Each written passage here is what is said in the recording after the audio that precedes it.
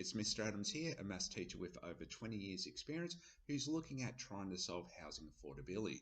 Now initially it seems like over the last few videos I've deviated talking about probabilities, but what I want to do is explain why it's in a bank's best interest for actually house prices to remain down.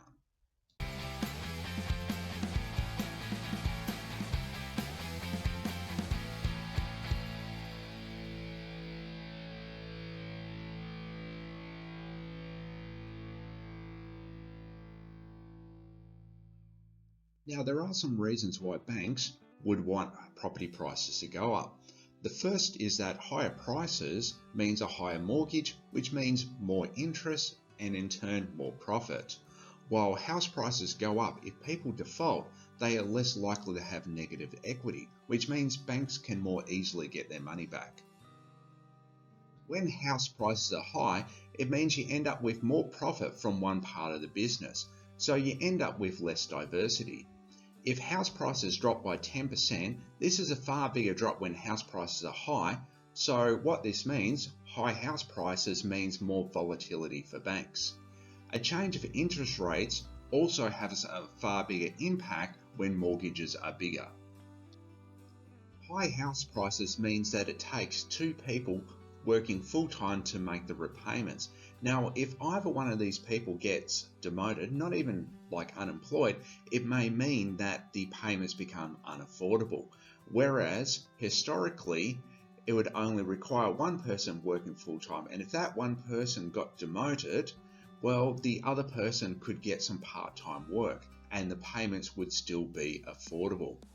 Now, after higher house prices, we expect falls. Now, both of these situations are bad for banks. So after price increases, we expect falls. It's like when your favourite player has their best game ever. Yes, they could play better in the next game, but it's more likely that they won't play as well. I'm not talking about they're going to put in a stinker, that they're just not going to perform at that record level that they did the previous game. In OECD data, the faster house prices grew, the more likely they were to dramatically fall. Seemingly impossible price falls are possible, particularly when significant gains have been made previously. Now, these price movements that theoretically should never happen, what we've seen in previous videos is that they do happen surprisingly regularly. Banks need to be pushed on this idea. The higher house prices means that there's more profits that they make because there's more interest. Last time the global banking system got into trouble, they were bailed out by the taxpayer. So it seems my reading of this is that some of the risk when it comes to higher house prices has been put onto taxpayers again. So in conclusion, as house prices increase, so do bank profits. But so does the risk of house price falls. The GFC was caused in part by major price falls in property. Last time, taxpayers bailed out the banks.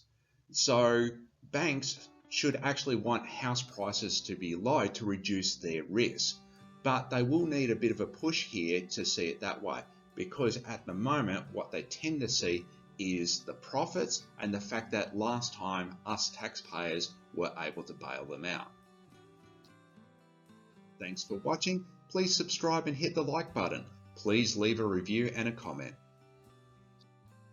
I'm not a financial advisor. I'm a mathematics teacher with a passion for teaching financial literacy. Please read the disclaimer.